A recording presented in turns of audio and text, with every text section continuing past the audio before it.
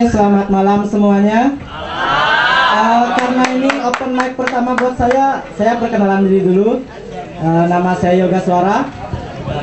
Umur saya baru 16 tahun sih, masih muda, sama kayak umur teman-teman sebaya di kelas saya. Iya lah ya.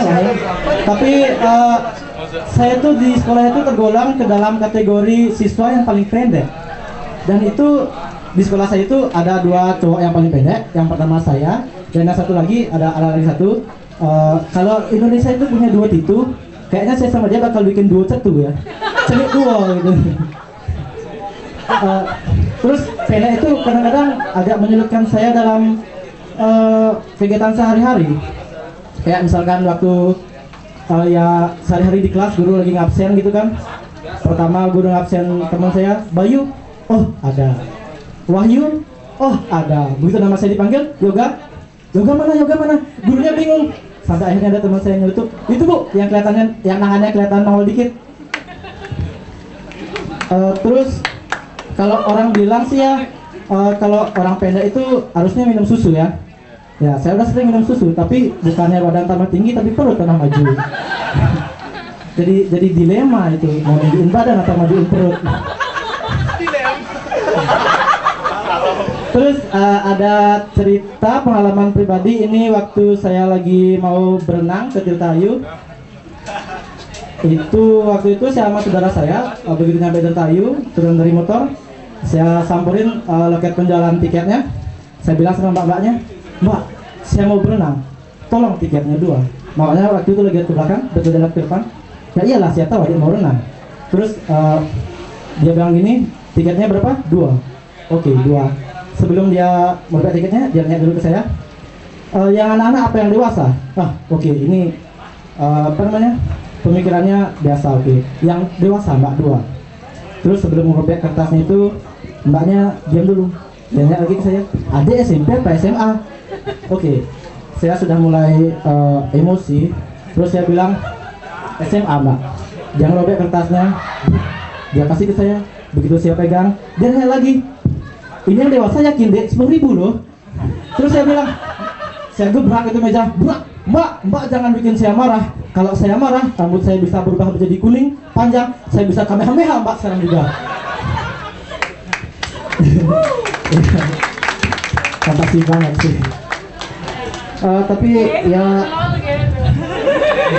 Gubernur ini. Ade. Bupati Jawa Barat. Jangan panggil saya Ade. Panggil saya Dede. Nak saya, nak. Cedu. Terus mau ngomong apa tadi ya?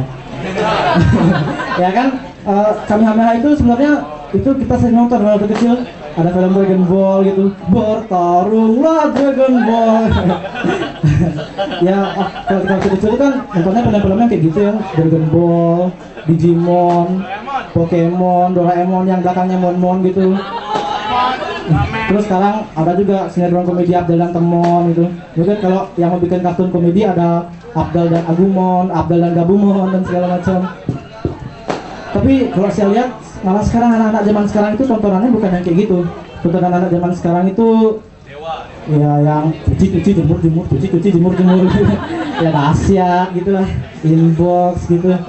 Terus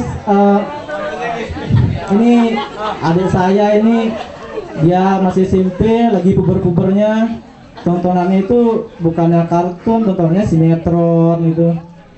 Tapi sebenarnya sinetron itu memberikan sugesti yang salah kepada kita kalau berpikir lagi. Di sinetron itu kan sebenarnya ada yang baik, ada yang jahat, terus ada sesuatu yang mustahil dinyata-nyatain gitu. Tapi sebenarnya sinetron itu mensugesti kita kepada hal yang buruk gitu. Coba yang pertama, sinetron itu mensugesti kita apapun yang berawal dengan ibu itu adalah jahat. Kenapa? Yang pertama, ibu tiri itu kan klasik banget dari dulu. Terus yang kedua, sekarang ada cerita di mana pemeran itu ke ibu kota, dan di ibu kota itu dia dibully sehingga memunculkan sebuah kata-kata ibu kota lebih kejam dari ibu tiri. Terus sekarang bahkan ibu kandung, sampai ibu kandung gitu. Ada cerita di mana ibu kandungnya sendiri nukar anaknya sama anak majikan, putri yang ditukar jeng gitu. Bahkan sampai ibu kandung itu kita dibuat berpikiran ibu kandung itu jahat gitu. Jadi kalau kita dibully sama ibu tiri, larilah ke ibu kota. Kalau kita dibully di ibu kota, larilah ke ibu kandung. Dan saat kita dibully di ibu kandung, larilah ke ibu Ani Yudhoyono. Saya nggak tahu di mana lucunya, tapi terima kasih sudah ketawa. Ya tapi sinetron yang kayak gitu tuh masih kalah sama sinetron laga di Indosiar gitu. Ya kan? Asik banget itu, Dendam Nyipelet, Misteri Gunung Berapi. Sebenarnya umur saya 16 tahun atau berapa ini? Udah tontonan kayak gitu. Ya tapi biarpun gitu, sinetron laga Indosiar tuh sinetron tontonan wajib nenek saya. Mungkin dia nonton itu buat membangkitkan kembali fantasinya dia gitu, atau mengingat kembali masa lalunya dia ketika dia terbang ke atas dikejar sama sang kakek, sayang tunggu aku. Mungkin waktu itu mereka lagi berpelukan di udara, terus tiba-tiba nongol ada Raditya Dika naik elang, dia kasih bukunya Kami Jantan, bacalah. Dan begitu salah satu faktor kenapa saya terakhir pendek ya, karena mereka ngefans sama Raditya Dika. Tapi sebenarnya kalau terakhir pendek itu mungkin biar dibuat saya itu lebih kelihatan muda gitu. Walaupun muka tua tapi body muda. Tapi nggak dibanggain juga sih muka tua body muda, apa yang dibanggain ya sebenarnya. Tapi kalau ngomong-ngomong soal muda, saya ini sebenarnya bangga menjadi anak muda di zaman sekarang ini. Kenapa? Karena yang cuma di zaman ini ada yang namanya alay. Kenapa saya bangga sama alay? Karena yang pertama, alay itu bisa berkomunikasi dengan bahasa alien. Ciri-ciri bahasa alien yang pertama, hurufnya itu besar kecil. Kenapa? Karena alien itu jarinya jempol semua. Itu bukti kenapa alien nggak punya hidung. Coba pikirin lagi, dengan jari yang jempol semua, gimana mereka mau ngupil gitu. Makanya mereka punya hidung. Itu salah satu bukti yang pertama. Terus yang kedua, ciri-ciri bahasa alien itu hurufnya itu kadang-kadang diganti dengan angka.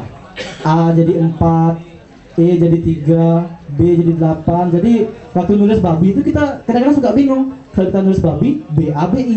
Kalau orang alay nulis babi, 84, 81. Mereka mau nulis babi apa nyebutin nomor togel gitu, suka bingung saya gitu. Terus yang ketiga tuh ciri-ciri bahasa alien itu karakternya sering double atau bahkan lebih. Kalau kita nulis si pitung kan, misalkan kita nulis si pitung S-I-P-I-T-U-N-G. Kalau orang alay nulis si pitung itu S-I-I-P-I-T-U-N-G panjang banget itu. Saya nggak tahu kenapa gitu, mungkin mereka berpikir berapapun banyaknya karakter dalam satu SMS, bayarnya tetap sama. Oke, pemikiran mereka itu benar, tapi setelah dipikir-pikir mereka itu goblok juga. Kenapa? Karena sekarang ini udah banyak provider yang nyediain jasa SMS gratis. Jadi mereka itu bodoh gitu, buat apa panjang-panjang nulis SMS? Kalau emang SMS-nya gratis, ya udah gratis gitu, nggak ada masalah. Terus yang terakhir, ciri-ciri bahasa alien yang keempat itu mereka bisa nulis dan membaca huruf tanpa spasi. Nah ini lagi fenomenal di Facebook, bahkan sekarang sudah menjamah di BBM. Misalkan bebek si bogo-bogo-putih Amerika gitu tanpa spasi. Racing jelma tak pernah buka helm kemanapun pergi. Bahkan di sini ada Giri sih kali TBT tak disko maka tak sayang. Sorry Bang Giri, sorry mana dia. Tapi dari alay itu sebenarnya miris juga, karena adik saya itu alay sebenarnya. Jadi dia itu sedang dalam masa puber, dia sedang jelek-jeleknya itu. Tapi jahat ya kakak sendiri. Ya tapi dari alay itu sebenarnya saya terinspirasi pakai baju batik kayak gini, karena saya nggak pernah lihat ada alay yang pakai baju batik gitu. Jadi saya kepengen jadi alay yang pertama pakai baju batik.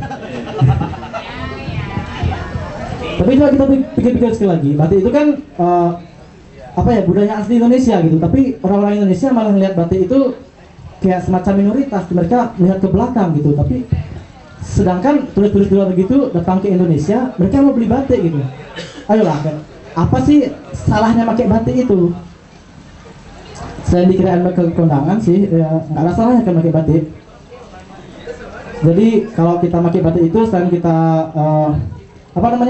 melestarikan budaya leluhur, kita juga ikut memajukan kebudayaan, ikut memajukan industri lokal Indonesia, benar kan?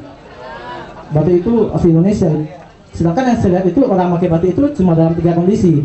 Yang pertama, mereka itu mau ke sekolah, berarti itu jadi seragam sekolah mereka. Yang kedua, orang-orang itu mau ke kondangan, ya itu kan wajar. Terus yang ketiga, orang pakai batik itu mereka jualan batik gitu.